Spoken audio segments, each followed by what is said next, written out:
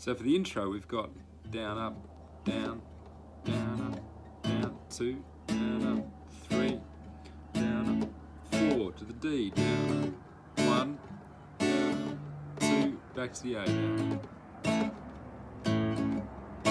Then into the verse, down, down, up, down, E, back to A, down, up, D. So these are all 2 strumming patterns. A, E, D, back to A, and then into the, then we do the chorus, which is the same as the intro.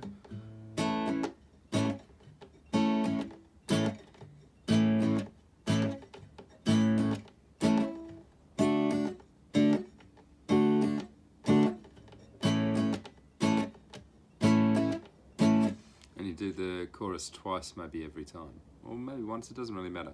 Just get used to it that way, and then we can have a listen to the song, and you know, and we can play the other little riff in it.